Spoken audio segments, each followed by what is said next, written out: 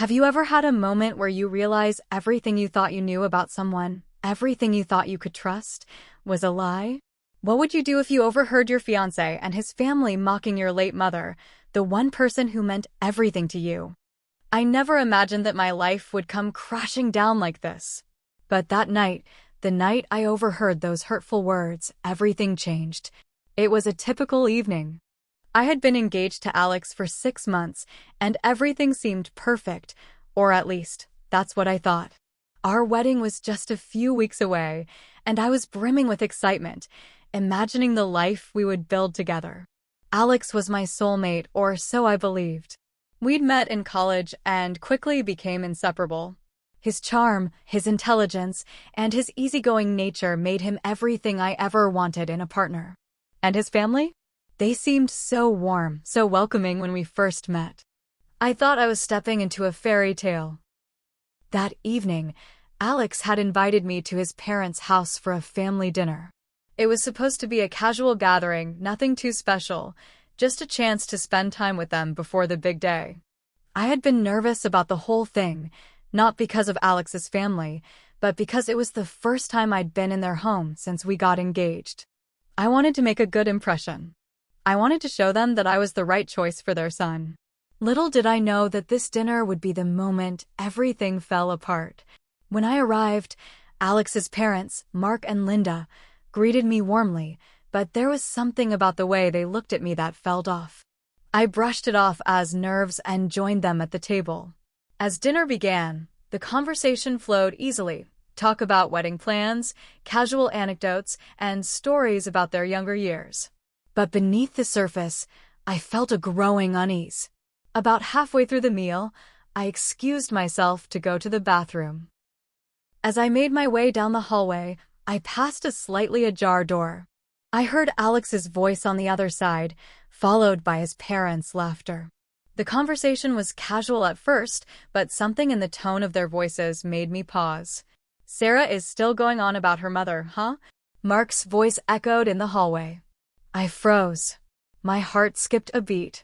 They were talking about me. But why? It's been 6 years since she passed? Shouldn't she be over it by now? Linda chimed in, her tone dripping with judgment. I could feel the blood drain from my face. My mother, who passed away from cancer when I was 18, had always been the center of my world. She was my rock, my guiding star. I had never been ashamed of grieving her, and I certainly wasn't about to let anyone, least of all Alex's family, make me feel like I should have moved on by now. But the worst part came next. Alex, my fiancé, the person I thought understood me better than anyone else, laughed along with them. "Yeah, I love her and all, but it's getting a little exhausting, you know? I think it's time she let it go. We're getting married soon. She should start focusing on our future instead of holding on to the past." I felt like someone had punched me in the stomach. The words stung, each one deeper than the last.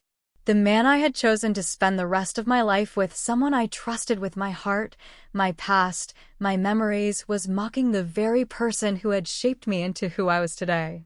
He was dismissing my grief, belittling the pain that had defined so much of my life.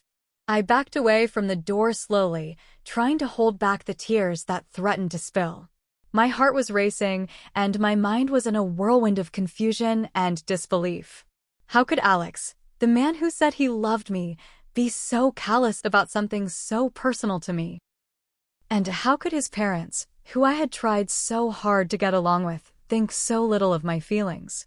I retreated to the living room and sat down on the couch, my hands trembling as I tried to collect myself.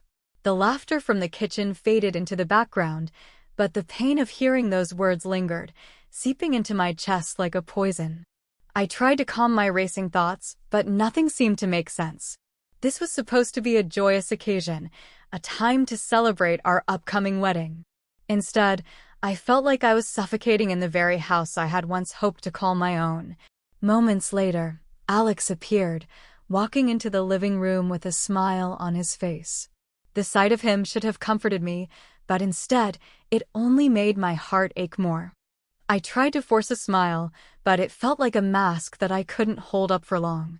"Hey, "What's wrong?" he asked, his voice soft but casual. I stood up, trying to steady myself. I overheard something. You and your parents talking about my mom. You were mocking her." Alex's face changed immediately, but it wasn't in the way I hoped. His expression shifted from casual to defensive. "Sarah, come on.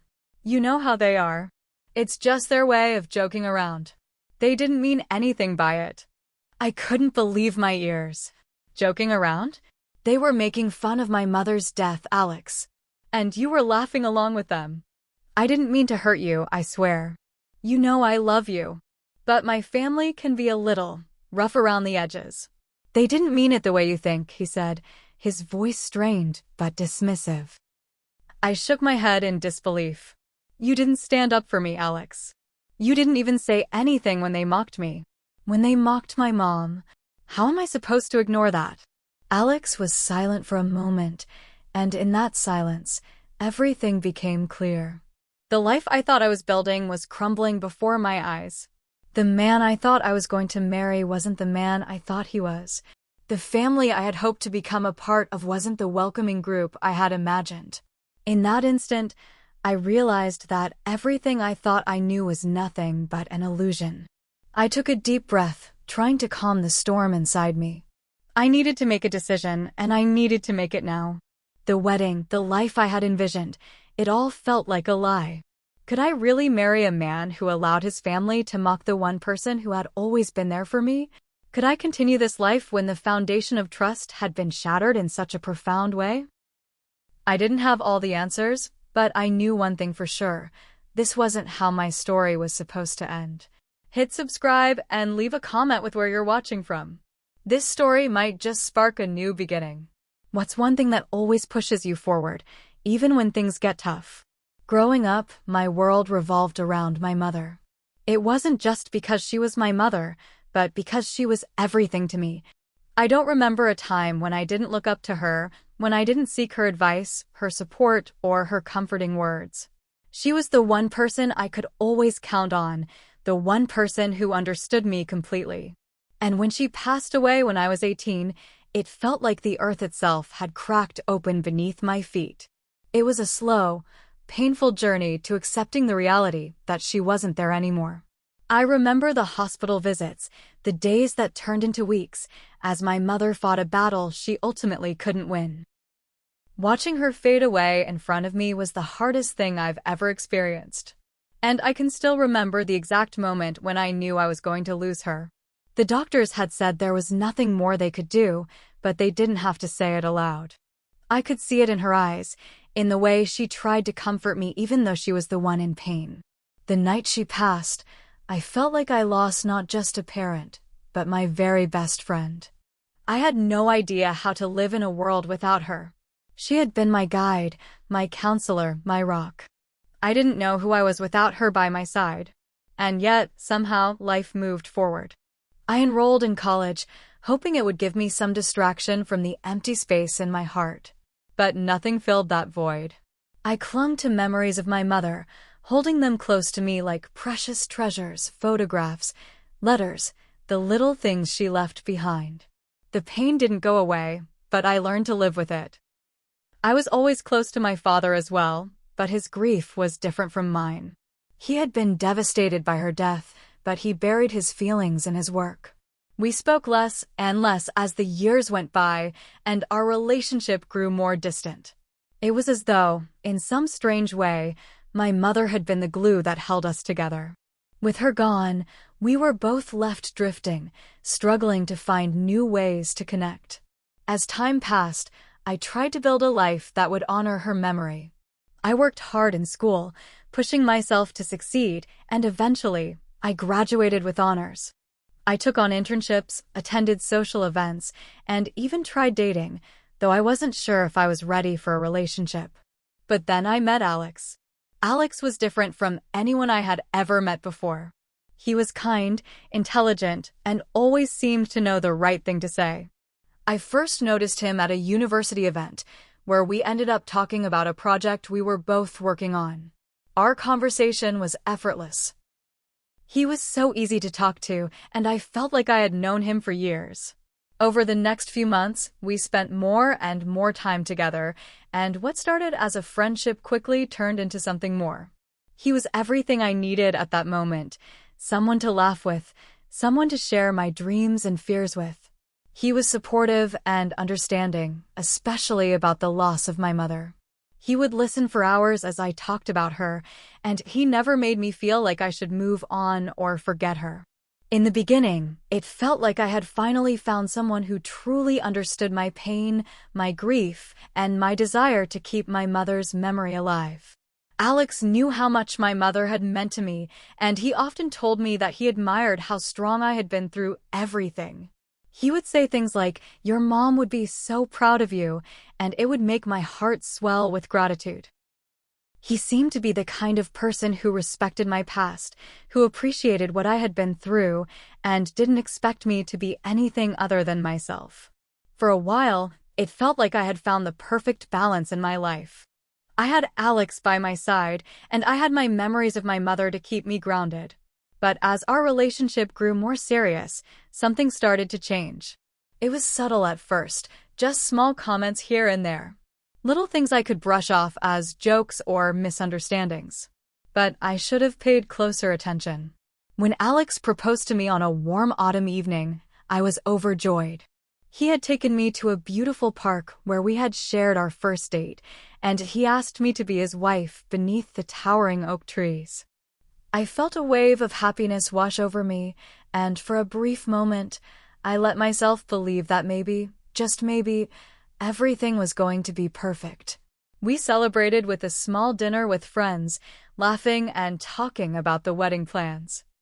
It felt like the beginning of a new chapter, one where I could truly let go of the past and look forward to the future. But now, sitting in Alex's parents' house, I realized how naive I had been. Over the past few months, as the wedding day drew closer, I noticed the subtle tension between me and Alex's parents. At first, it was just small things. Mark and Linda seemed overly concerned about our wedding details, often suggesting things that didn't quite align with what Alex and I had discussed. They were very traditional, and they expected things to be done their way. It made me uncomfortable at times, but I told myself it was just the typical clash of families. I thought I could handle it. I also noticed that Alex's mother, Linda, had a way of looking at me that made me feel inadequate. She was always polite, always gracious, but there was an underlying judgment I couldn't shake. She would subtly criticize my choices, my clothes, my career, my grieving process. And while Alex would always come to my defense when I mentioned it, something about his response felt half-hearted. He never fully stood up for me. It was as if he didn't see the need to push back against his parents' subtle disapproval. The cracks in our relationship were there, but I chose to ignore them. I wanted so badly to believe that everything would work out, that I could be part of this new family and build a life with Alex. But when I overheard those words at the dinner, it was like a light bulb went off in my head. Everything I had ignored, everything I had pushed aside for the sake of love and family, suddenly became glaringly clear. The reality was that Alex and his parents didn't see my grief as valid. They didn't understand that my mother's death wasn't just a chapter in my life. It was the defining moment that shaped who I was. It was as if they were telling me to forget her, to move on as if nothing had ever happened. In that moment, I realized something I had been too afraid to admit.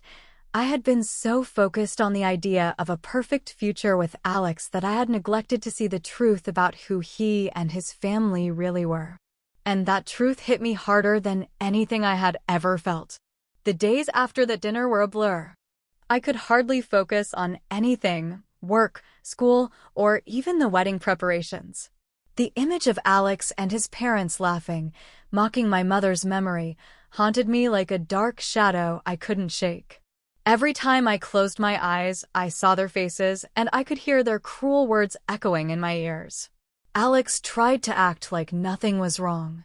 He texted me throughout the day, asking if I was okay, but it felt so empty, so superficial. The warmth I once felt from him had evaporated, replaced by a cold distance I couldn't explain. I felt like a stranger in my own relationship. But the worst part was the silence that followed our confrontation. After I had told Alex that I overheard him and his parents mocking my mother, we barely spoke. He apologized, of course, but it felt hollow. His apology didn't change the fact that he had laughed along with them, that he hadn't stood up for me when it mattered the most. "Sarah, please," he had said in one of our brief conversations. "I didn't mean to hurt you. You have to understand. It's just the way my family is. They joke around, and sometimes they don't think before they speak. But I love you, and I want to spend the rest of my life with you." But that wasn't the point. It wasn't about his family's thoughtless jokes. It was about his lack of respect for my feelings, for the woman who had given me everything. I couldn't understand how the man I was supposed to marry could stand by and allow that to happen. I needed him to stand up for me. I needed him to protect me, to show me that he valued what I had been through. Instead, he kept brushing it off, as if it wasn't a big deal. I found myself pulling away from him. The texts became more infrequent, the phone calls shorter.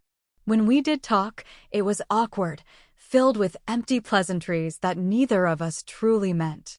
I couldn't look at him the same way anymore. Every time I saw him, all I could hear were his words from that night, his laughter mingling with his parents. It wasn't just Alex, though.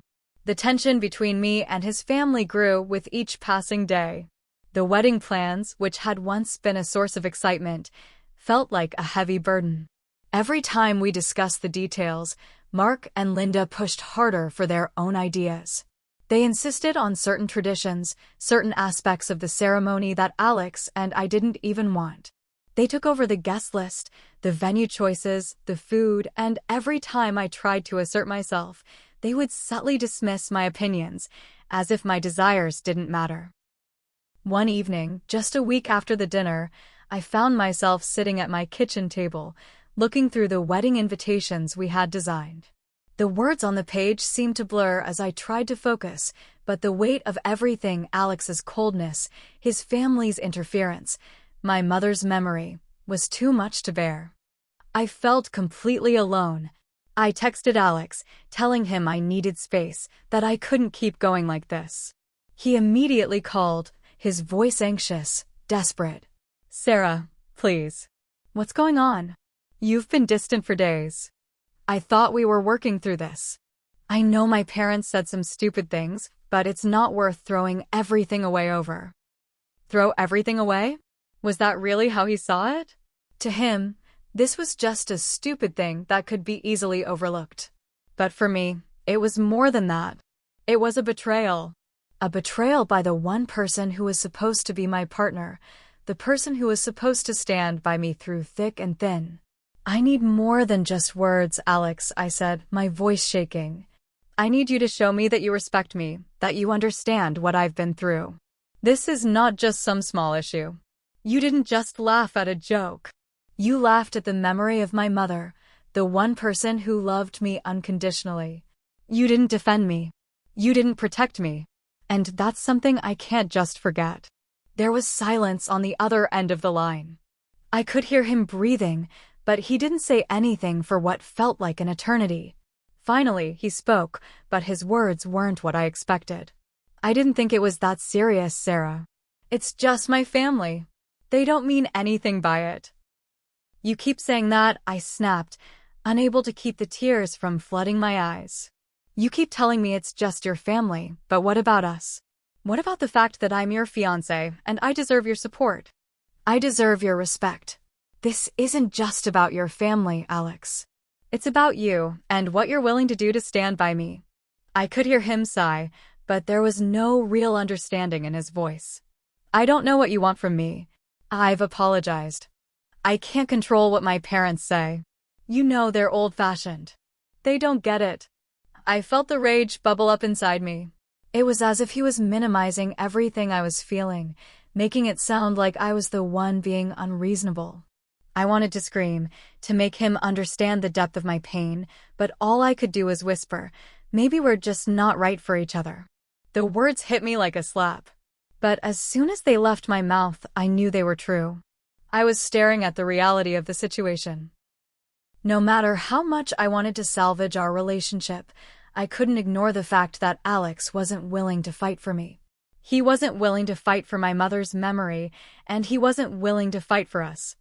I think I need some time to think, I said, my voice quiet but firm.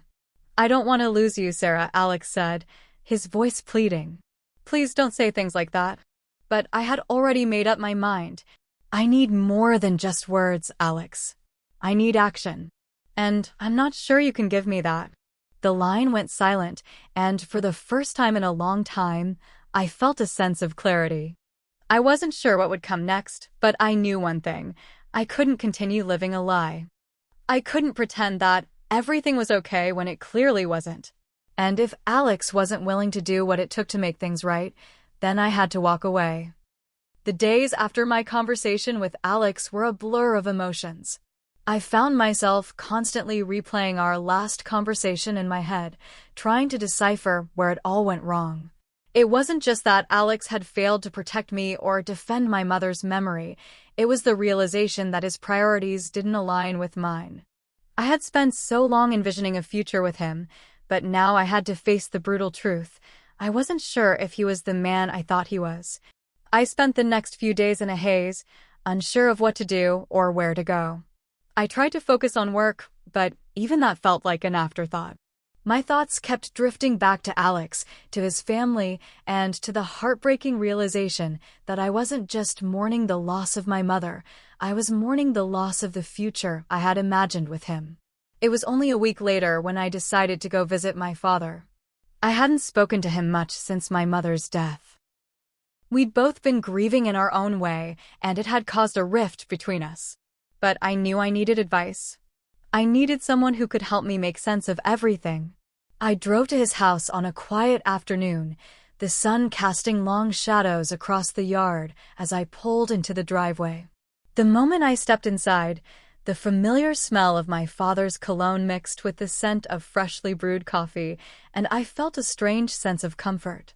He looked up from his book as I entered, his face lighting up with a soft smile. "Sarah," he said warmly, setting the book aside and standing to hug me. "It's good to see you, kiddo." We sat at the kitchen table, where I found myself opening up about everything that had been weighing on my heart. I told him about the argument with Alex, the mocking remarks from his parents, and the sense of betrayal I felt. My father listened quietly, his brow furrowed as he absorbed every word. "You know, your mother always used to say that love should be a partnership. That means it's not just about passion and romance, it's about respect and understanding," my father said thoughtfully, his voice calm and steady. "You deserve someone who sees you for who you are, someone who will stand by you no matter what. If Alex can't do that, then maybe it's time to reconsider." I looked at him, a lump forming in my throat. "But I love him, Dad. And I thought he loved me. I thought we were building something together." "I know you do, sweetheart," he said gently. "But love isn't enough if there's no foundation. And right now, I don't think you have that with Alex. Not the way you need it." His words hit me like a ton of bricks. As much as I hated to admit it, I knew deep down that he was right. I had been clinging to the idea of love, to the hope that everything would work out, but I had ignored the growing cracks in our relationship. I had ignored the fact that Alex hadn't been the partner I needed him to be. I spent the next few days in quiet contemplation, trying to figure out what I wanted, what I needed. I kept asking myself if I could move forward with someone who didn't fully understand or respect me. The more I thought about it, the more certain I became that the answer was no. But walking away from Alex wasn't easy. I had invested so much into our relationship, emotionally, physically, and even financially. Our lives had become intertwined in ways I couldn't even describe. The wedding was less than 2 months away, and the idea of calling it off felt like a betrayal of everything we had built. But as I looked at the ring on my finger, I realized that I couldn't marry someone who didn't fully see me, who couldn't understand the depth of my grief, my history, my needs. The hardest part of it all was the thought of facing his parents. Mark and Linda had always been a little overbearing, but I had hoped that once Alex and I were married, things would settle. I had never imagined it would come to this, standing at a crossroads where the love I had for Alex was no longer enough to outweigh the hurt I felt. But now, I couldn't ignore the reality. They were not the family I thought they were, and Alex, for all his good qualities, wasn't the partner I thought I could depend on. That evening, I made up my mind. I needed to confront Alex once and for all. I had to end this before things went any further, before we were both caught in a marriage that wasn't built on mutual respect or understanding. I called him and asked him to meet me at the park where we had our first date, the place where everything had started. I didn't want to do this over the phone, but I also knew that there were too many emotions involved for it to be an easy conversation. When I arrived at the park, I saw Alex standing by the bench where we had first sat together. His hands were in his pockets, his expression tense. He looked like he hadn't slept in days. "Sarah," he said quietly when he saw me. "You wanted to talk." I nodded, swallowing hard. "Yeah, I think it's time we face the truth, Alex. I don't think we're right for each other." His face fell, and for a moment, I saw the man I had fallen in love with, the man who had once been kind, loving, and supportive. But the disappointment in his eyes was enough to pierce my heart. "Sarah, please," he pleaded. "I love you. I know I messed up, but I can't lose you." I could feel the tears welling up in my eyes, but I fought them back. "I love you too, Alex, but love isn't enough if you can't respect me. If you can't respect my past, my mother, then how can I trust you with my future?" Alex stepped closer, reaching for my hand, but I pulled away. "I can't do this anymore," I said, my voice steady, but my heart breaking with every word. "I can't marry someone who doesn't see me for who I am, who doesn't understand what I've been through. I need someone who will stand beside me, not behind me." His face hardened, and I could see the pain in his eyes, but there was something else there too, a flicker of anger. "You're making a mistake," he said, his voice tight with emotion. "I don't think I am," I whispered, turning to leave.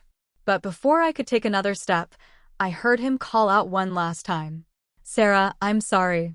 Please don't walk away from us." I paused, the weight of his words settling over me. For a brief second, I wanted to turn around and tell him it would be okay, that we could work things out.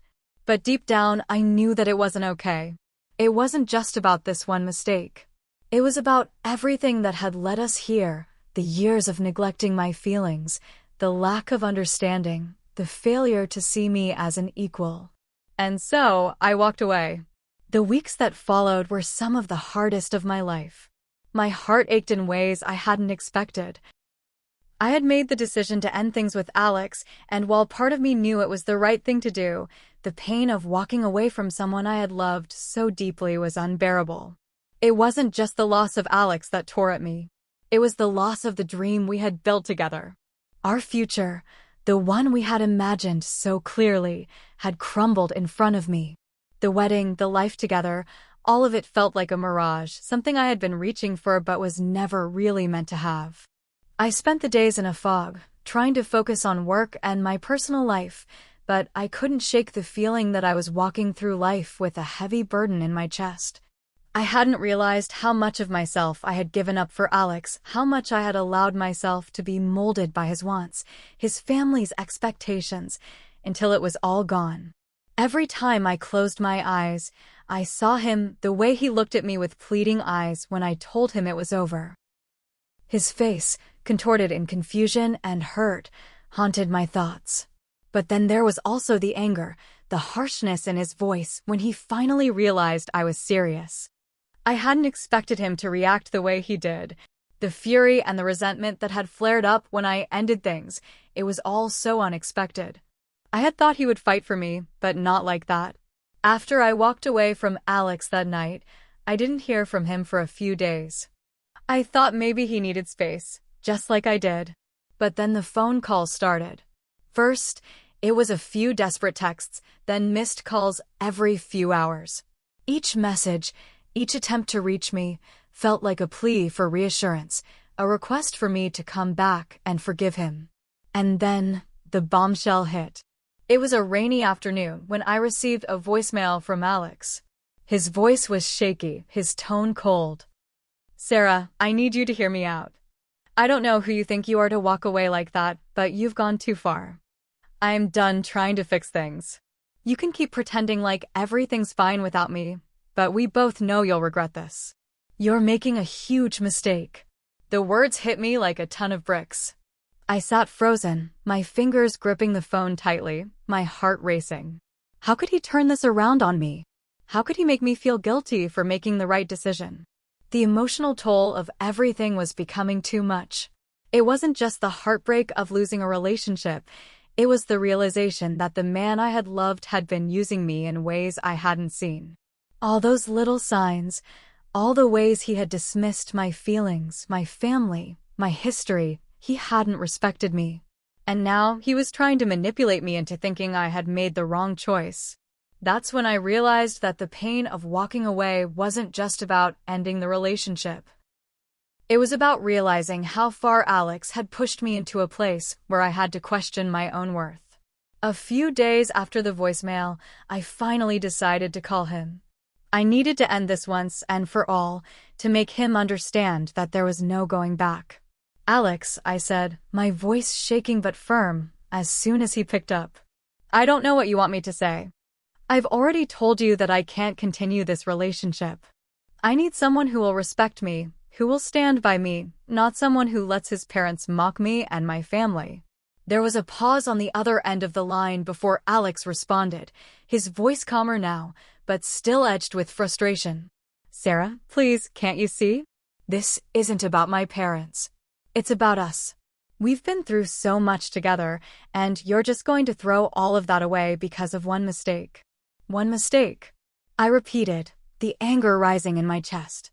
"It wasn't just one mistake, Alex. It was everything. You didn't defend me, you didn't protect me when I needed you. You let your parents talk about my mother like she was nothing, and you laughed along with them. I can't just overlook that." His silence spoke volumes.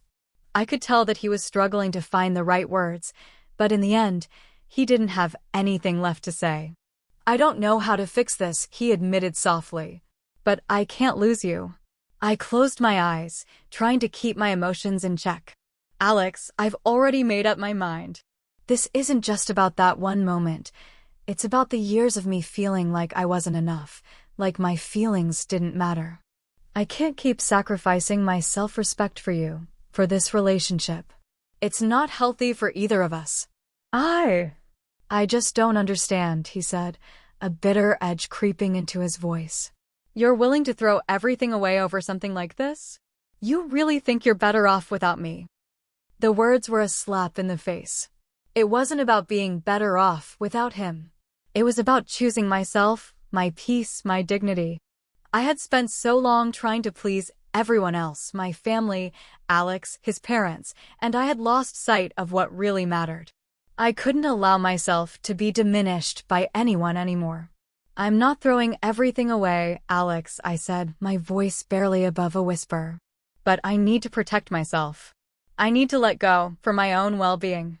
And I need you to understand that." The silence that followed was deafening. Neither of us spoke for what felt like an eternity. Finally, I broke the silence, my voice steady. "Goodbye, Alex. I hope one day you can understand why I had to do this." With that, I ended the call. As soon as I hung up, I collapsed onto the couch, my body shaking with emotion. I had done it. I had finally taken control of my life, even if it hurt more than anything I'd ever experienced. The weight of the decision pressed down on me, but it was also liberating. I had chosen me. And, for the first time in a long time, I felt like I could breathe again. Hit subscribe and leave a comment with where you're watching from. This story might just spark a new beginning. What's one thing that always pushes you forward, even when things get tough? The days after ending things with Alex were both a blur and a strange kind of peace. The emotional turmoil was raw, but there was a quiet relief that washed over me with each passing day. I had made the hardest decision of my life, and yet, in some strange way, I felt like I had finally taken control of my own fate. No longer was I tethered to a future that was built on broken promises and false pretenses. But even as I found comfort in the space I had created for myself, there was an undeniable sadness that lingered. I had loved Alex with everything I had, and the fact that it hadn't been enough still stung. I had invested so much into our relationship, believed so deeply in its potential, and the loss of that dream was still haunting. I spent the next few weeks focusing on healing, taking time to reconnect with myself and my own life. My father, as always, was a steady source of support. We had begun to rebuild our relationship, slowly finding common ground after my mother's death and everything that had followed. We spent long afternoons talking, and for the first time in months, I didn't feel completely lost. I was learning how to live without Alex, how to find my own voice again. And then there was my mother. The more I thought about her, the more I realized how much I had allowed myself to forget her wisdom, her strength, and the lessons she had taught me. She had always told me to never settle, to always honor my worth, and to never let anyone make me feel small. It was these lessons that had guided me to the realization that Alex, despite his good qualities, wasn't the right person for me. And as painful as it was to admit it, I knew my mother would have wanted me to choose happiness, even if that meant walking away from the person I had once believed I would spend the rest of my life with. A month after the breakup, I found myself in a much better place. I still missed Alex, still wondered what could have been, but I no longer felt the overwhelming weight of sadness that had consumed me in the days immediately after the breakup. I had started to rebuild my life, focusing on the things that made me happy, my career, my friends, and my family. For the first time in a long time, I was able to breathe. Then, out of nowhere, a letter arrived. It was from Alex's parents, Mark and Linda. The letter was carefully written, each word seeming to weigh heavily on the page. They began by apologizing for their behavior, acknowledging the hurt they had caused me, and expressing regret for their harsh words about my mother. The letter was polite, measured, but there was an underlying sense of discomfort that seeped through the words. They admitted that they had been wrong in their treatment of me and my family, and that they understood why I had made the decision to break up with Alex. But what struck me most was the final line. We hope that, one day, you can find it in your heart to forgive us. We know this has been hard on all of us, but we believe that with time, understanding, and reflection, we can all move forward. I stared at the letter for a long time, the weight of it settling on my shoulders. I had never expected an apology from them, let alone one that acknowledged their faults. The cold, judgmental parents I had once known were offering me a kind of reconciliation I hadn't anticipated. But as I read their words, I realized something. Forgiveness wasn't about them. It wasn't about absolving them of their actions or allowing them back into my life. Forgiveness, I realized, was something I needed to do for myself. It wasn't about excusing their behavior. It was about freeing myself from the anger and resentment that had been eating away at me. I folded the letter and set it aside. The decision to forgive them didn't mean that I would automatically open myself up to a relationship with them, but it meant that I could release the bitterness that had been holding me captive. And in that release, I would finally be free to move on. As I sat in the quiet of my apartment that evening, I thought back to all that had happened. The heartbreak, the betrayal, the pain of losing a dream I had clung to for so long. But I also thought about the strength I had found in myself, the courage to walk away when it would have been easier to stay. I thought about my mother, about her lessons of resilience and self-respect, and I felt a deep sense of gratitude for everything she had taught me. In that moment, I realized that everything I had gone through had brought me to this point of clarity. I was no longer the girl who had been blindly following someone else's version of her life. I was Sarah, strong, independent, and determined to build a future that was truly mine. The journey hadn't been easy, and the road ahead wasn't guaranteed to be free of obstacles. But one thing was certain, I was no longer afraid of walking alone. I had found my voice, and I had learned that the most important relationship I could have was with myself. I had learned that love wasn't about sacrificing who I was for someone else's happiness. It was about finding someone who would love me as I was, flaws and all, without trying to change me. The next morning, I woke up with a sense of peace I hadn't felt in a long time. I was ready to embrace the future, whatever it may hold.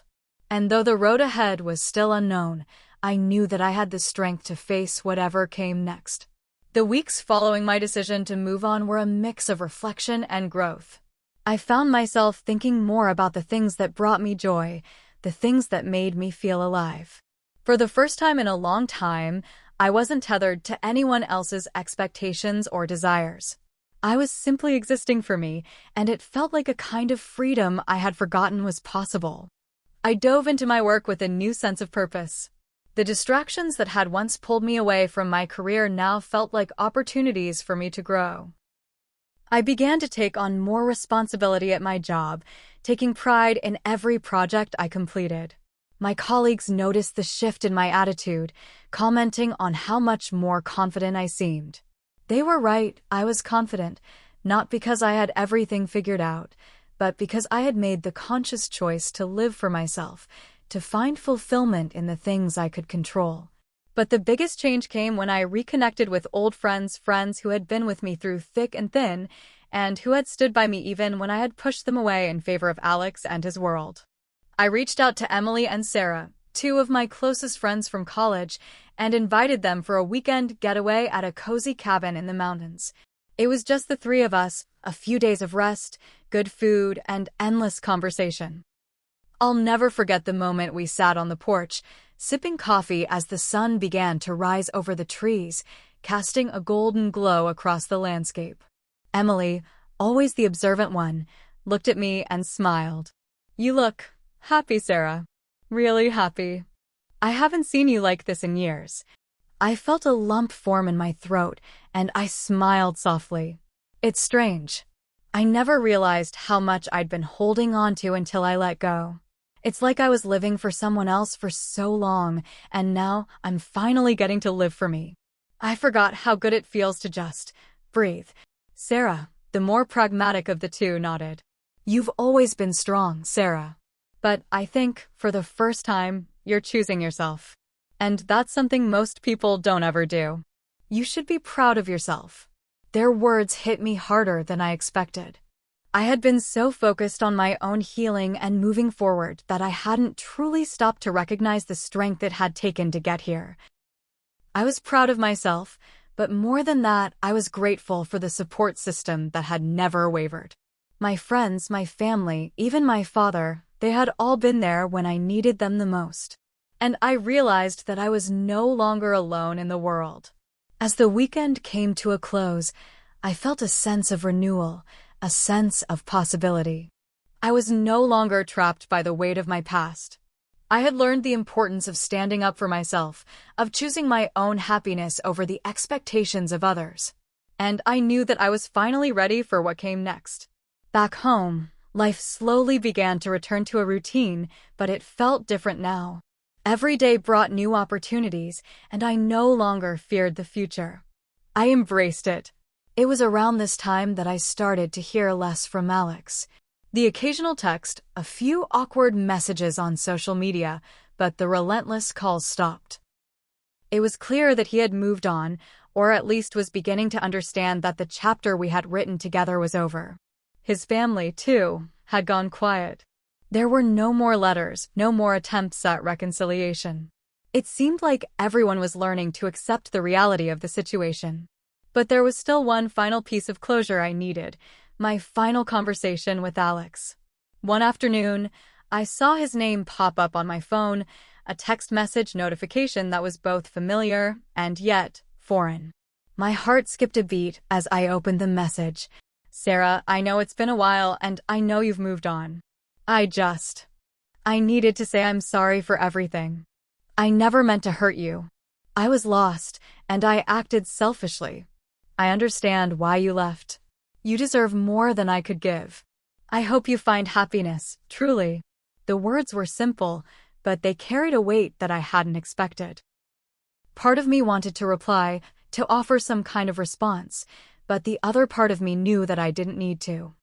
This apology wasn't for me to accept, it was for him, for his own healing. I took a deep breath and typed back a response. Thank you, Alex. I hope you find peace as well. Goodbye. And that was it. That was the closure I needed. In the days that followed, I realized something profound. I had thought that walking away from Alex was the hardest decision I would ever make, but I had underestimated the power of truly letting go of the past, of old wounds, of the expectations that had bound me for so long. The future was unknown, yes, but for the first time, it didn't scare me. I was no longer defined by my past, by my mistakes, or by the people who had let me down. I was free.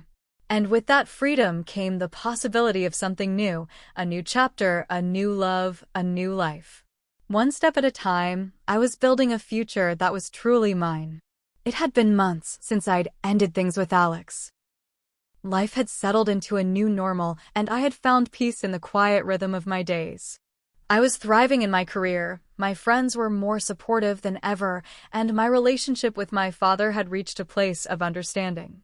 I had let go of the past, and each day felt like I was carving out a future on my own terms. Yet, despite the progress, there were still moments where I couldn't help but think of Alex. It wasn't that I missed him, it was that I missed the version of myself I had been when I was with him. I missed the version of me who had believed in the dream we had built together. The version of me who thought I could make everything work, no matter the cost. But that girl was gone, and I was okay with that. I was learning to embrace the woman I was becoming. One chilly autumn afternoon, I decided to take a walk through the park near my apartment. The leaves had started to change, painting the world around me in vibrant oranges and reds. It was a perfect day for some fresh air and reflection, so I slipped into my favorite pair of boots and wrapped myself in a cozy sweater. As I walked through the park, my mind wandered, sometimes to memories of the past, sometimes to dreams of the future. It felt good to be alone with my thoughts, to simply exist in the moment. I was crossing a bridge when I saw him. Alex. He was sitting on a bench, staring at the water below, looking as pensive as ever. For a split second, I considered turning around and walking in the opposite direction. After all, I had moved on, I had no reason to confront him, especially now. But something inside me told me to stay. Something told me that this encounter, no matter how unexpected, was part of my journey. I took a deep breath, adjusted my scarf, and approached him slowly. Alex? I called out, unsure if he would even recognize me after all this time. He looked up, his expression shifting from surprise to something more guarded. He stood up quickly, as if to put some distance between us. His hair was a little longer now, his face a little more mature. But in his eyes, I still saw the same Alex, the one I had loved, the one who had hurt me. Sarah, he said, his voice a little hoarse. I didn't expect to see you here. It's been a while, hasn't it? Yeah, I replied softly, stepping closer. It has. I didn't expect to see you either. But I guess life has a funny way of surprising us. There was a moment of silence between us, the kind of silence that spoke volumes. It was as though we were both trying to read the other person, trying to figure out what had changed. What had become of the version of ourselves we had left behind? I didn't know where you went after. Everything, he said, glancing at the ground for a moment. I've been meaning to reach out, but I didn't know if it would be appropriate. I appreciate the thought, I replied, my tone neutral but not cold. But I think we both needed space. We both needed time to process what happened. He nodded slowly, his hands tucked into his pockets. I'm sorry for the way things ended, Sarah. I wish I had handled it differently. I really do. I wasn't in a good place, and I didn't realize how much I was hurting you. You deserved better. I blinked at him, surprised by his honesty. It wasn't the apology I had expected when I first saw him, it was real. For the first time, Alex seemed like he understood the weight of his actions. He wasn't just sorry because he had lost me, he was sorry because he truly saw the pain he had caused.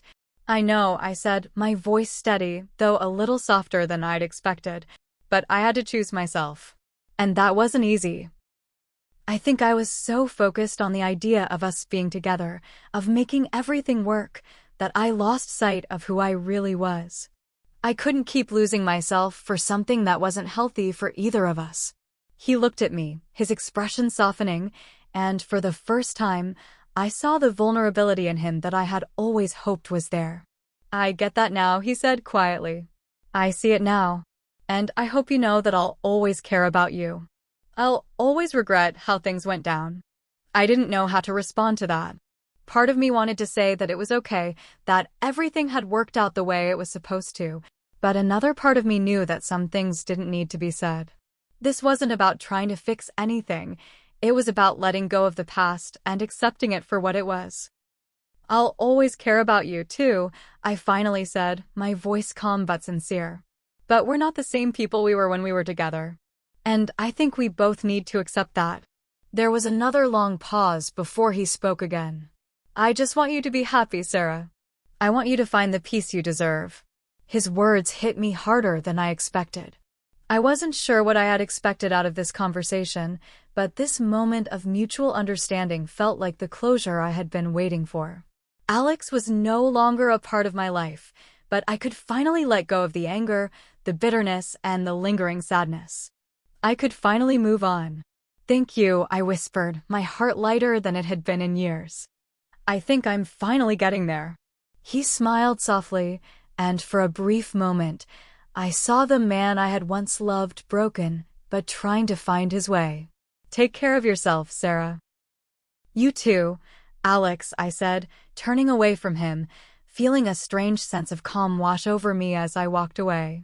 As I made my way back through the park, I felt a weight lift from my shoulders. The past was behind me, and I was no longer bound by it. The pieces of my life were falling into place, and I was ready to embrace the future. Whatever came next, I knew I was ready. The next few weeks were full of unexpected growth. With the conversation I'd had with Alex, I felt like I had truly closed that chapter of my life. The relief was palpable, as though the invisible chains that had kept me anchored to the past had finally been broken. I had let go of what I couldn't change, and in its place, I was making space for new beginnings. At work, I was given a huge opportunity that I'd been dreaming of for years. I was promoted to a project lead position, overseeing a team that would work on one of the company's most significant initiatives of the year.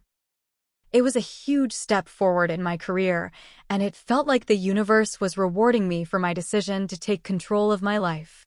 I poured myself into the project, bringing my best to the table.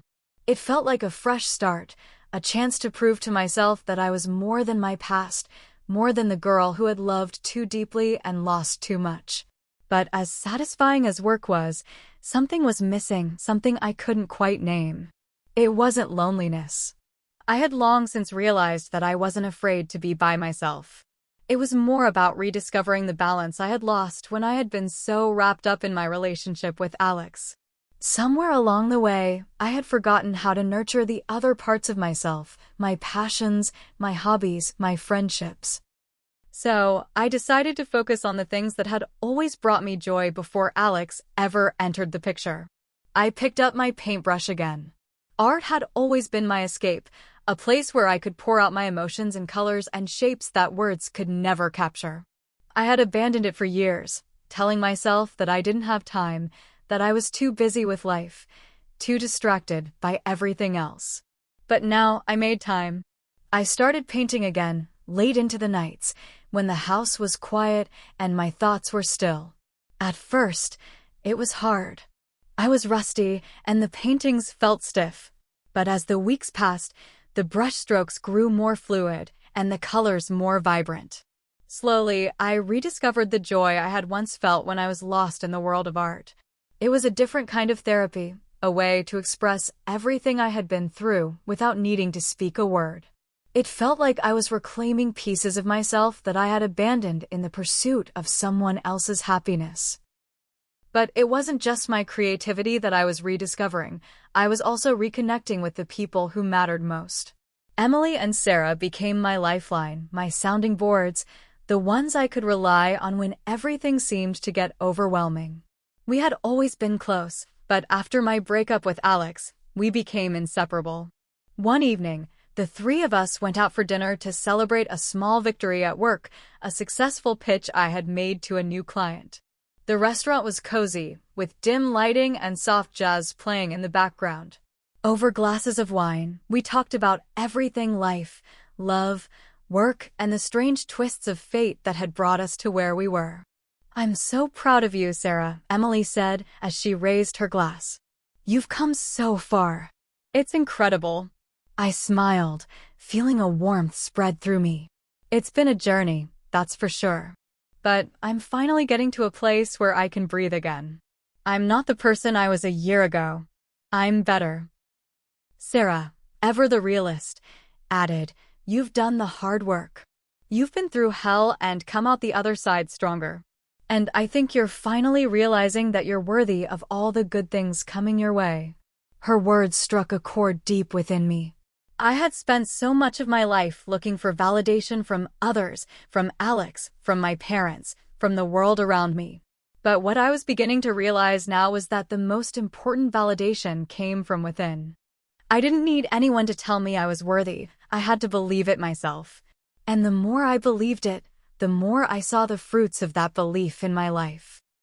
As the evening went on, we continued to laugh and share stories, but something shifted within me. I was finally learning to embrace the beauty of life, not just the ups, but the downs too. Every mistake, every heartbreak, every difficult decision had shaped me into the woman I was becoming. I was no longer trying to fix the past. I was building the future, one choice at a time. The next morning, I woke up feeling lighter than I had in years. There was a calm certainty in my heart, a sense of peace that wasn't there before. I was ready for whatever came next, whether it was new challenges at work, new relationships, or simply continuing the path of self-discovery I had embarked on. I walked into work that morning with a renewed sense of purpose. My colleagues greeted me with smiles and congratulatory remarks, and for the first time, I didn't just hear them, I felt them. I was proud of what I had achieved, but more than that, I was proud of who I had become. And as the weeks went by, I continued to find strength in the things I loved, in the people I trusted, and in the woman I was learning to become. But what surprised me most was the realization that, after everything that had happened, after the pain, the heartbreak, the self-doubt, I was finally ready to open myself up again. Not to anyone specifically, but to the idea of love, to the possibility of something new. I wasn't looking for it, but for the first time, I was open to it. And that, I realized, was the most important thing of all. Months had passed since that fateful conversation with Alex, and with every day that went by, I felt stronger, more grounded in the life I was building for myself. I had finally come to terms with the past, letting go of the things that didn't serve me anymore. The work I loved was fulfilling me in ways I hadn't imagined. My friendships were growing stronger, and I was rediscovering pieces of myself that had been buried for far too long. But life, as it always does, threw me one last curveball. It was a Thursday afternoon when I received an email from my mother's old best friend, Linda. I hadn't heard from her in over a year. Linda had always been a second mother to me after my mom passed away. She had been there for me during the most difficult times, offering me comfort, wisdom, and the occasional stern word of advice. The email subject simply read, "We need to talk." My heart skipped a beat. The tone of the email was urgent, but strangely formal, and that immediately set my nerves on edge. I opened the message, hoping for good news, but what I found left me stunned. "Dear Sarah, I hope this finds you well. There's something important you need to know about your mother.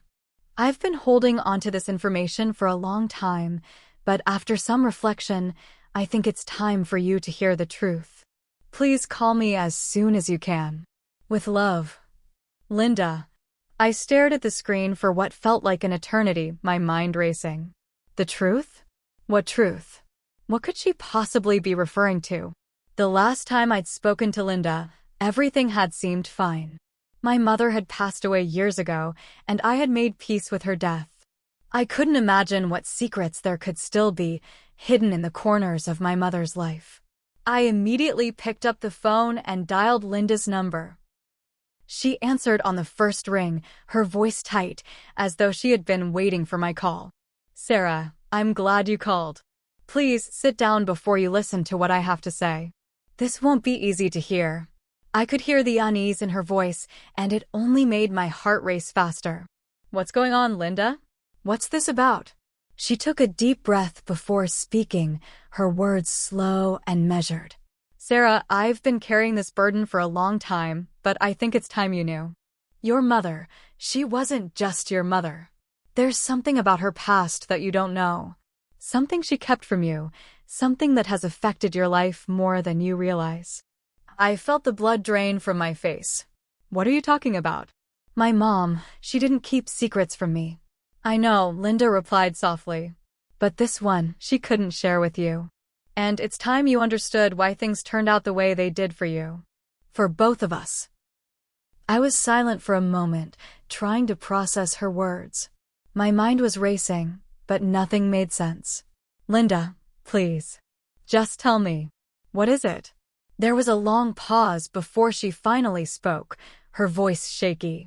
"Your mother was in a relationship before she met your father. It was complicated. And the man she was with, well, he wasn't just anyone. He was someone who would come back into your life in ways you could never have imagined." I sat up straighter, my heart hammering in my chest. "What are you saying? Who was he?" "I'm sorry, Sarah," Linda said quietly, "but it was Alex's father. Your mom and Alex's father were once involved in a very serious relationship. And when things ended, it wasn't just because of love. There were other reasons that I didn't understand at the time. But now, looking back, I realized that the two of you were always going to be connected, in ways that neither of us could control." I felt as though the world had shifted beneath me. I couldn't breathe. Alex's father? That couldn't be right. My mother and Alex's father had been involved? My mind was swimming with questions, and nothing made sense. "Linda, are you saying—" I stopped myself, unable to finish the thought. "I don't know everything, Sarah. Your mother kept a lot of things hidden.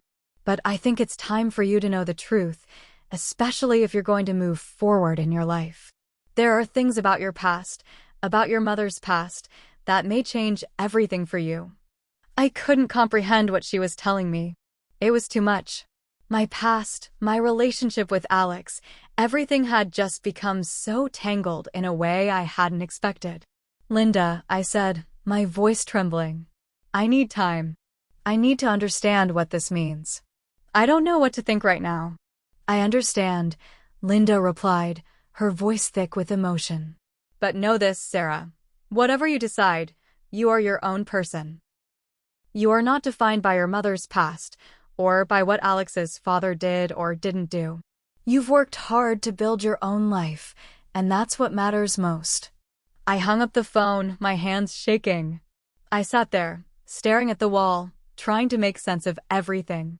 The truth about my mother, about Alex's father, how was I supposed to process all of this? But deep down, I knew one thing. I had already started to rebuild my life. This new information, as overwhelming as it was, wouldn't define me. I had spent too much of my life living in the shadows of other people's decisions. Now it was my time to choose what came next. I took a deep breath, feeling the weight of the moment. The truth, however shocking, would not stop me from moving forward. It might change the way I saw everything, but it wouldn't dictate my future. I was no longer living in the past. I was moving forward, creating the life I wanted, regardless of where I came from. The weeks that followed Linda's revelation were the hardest I had ever faced. I tried to keep my life as normal as possible, going to work, catching up with friends, keeping up with my painting, but the weight of that truth hung over me like a dark cloud, threatening to consume everything I had worked so hard to rebuild. I couldn't shake the image of my mother and Alex's father together. The thought of them being involved in a relationship, one that I had never even known about, felt like a betrayal. I had spent my entire life thinking of my mother as this saintly figure, the perfect woman who had loved me unconditionally. But now, the pieces of my past were beginning to shift, and everything I had once believed seemed like a lie. For days, I found myself replaying the conversation with Linda over and over again in my head. Why had my mother kept this from me? What did it mean for me, for my relationship with Alex, for everything that had happened? My mind raced, trying to make sense of the tangled web of secrets that now seemed to define my life. I decided I needed answers. If I was going to truly move forward, I couldn't keep living in the dark. I had to confront the past, my mother's past, Alex's father, and the tangled history that had somehow brought us all together. It was time to talk to Alex. The thought made my stomach churn. The last time we had spoken, I had ended our relationship. I had broken his heart, and I knew he hadn't understood why. But now, with everything I had learned, I felt like I owed him an explanation. I needed to tell him the truth, not just about what had happened with his parents, but about the connection between our families. I called him, hesitating only for a moment before hitting the dial button. The phone rang 3 times before he picked up, his voice unfamiliar and distant. "Sarah? Is everything okay?" he asked, sounding cautious. "I need to talk to you," I said, trying to keep my voice steady. "It's about something I found out. About our families." There was a long pause on the other end of the line. "What is it?" I took a deep breath, preparing myself for the conversation that was coming. "Alex, my mother and your father, they were once in a relationship. Before she met my dad. It's something I didn't know until recently, and I've been trying to process it." There was silence, and then his voice broke through, strained. "What are you talking about? That can't be right. My father? With your mom? That doesn't make any sense." I didn't believe it at first either, I continued, my heart racing. "But it's true. Your mom and my mom, they knew each other. Linda told me about it. I don't know everything, but I'm starting to realize that our families have been connected in ways we never understood." I could hear him shifting in his seat. "I don't know what to say, Sarah. I had no idea. I don't know why my parents would hide that from me. It's insane."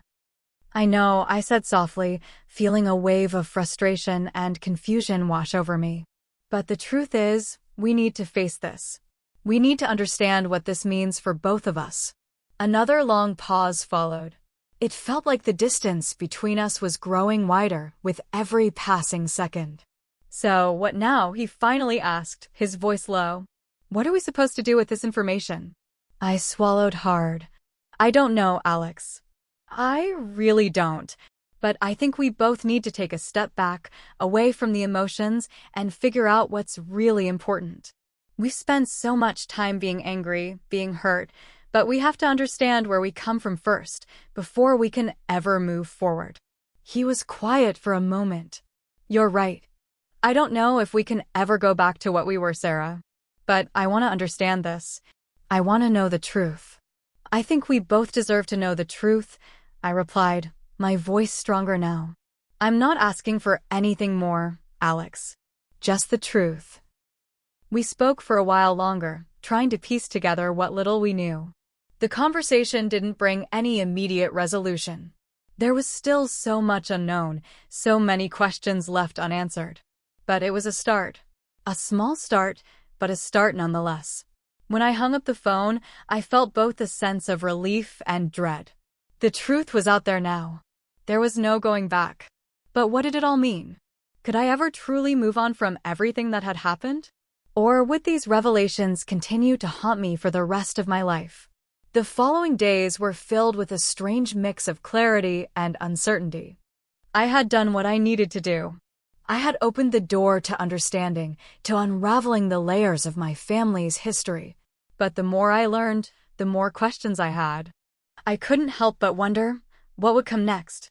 Would this information change everything? Could I ever see Alex in the same way again? And then, just as I was starting to settle into this new chapter of my life, I received another email, this time from Alex's mother. The subject line simply read, "We need to talk." My heart dropped. I had no idea what this could mean, but I knew one thing. The truth was still out there, and it wasn't done with me yet. Hit subscribe and leave a comment with where you're watching from. This story might just spark a new beginning. What's one thing that always pushes you forward, even when things get tough?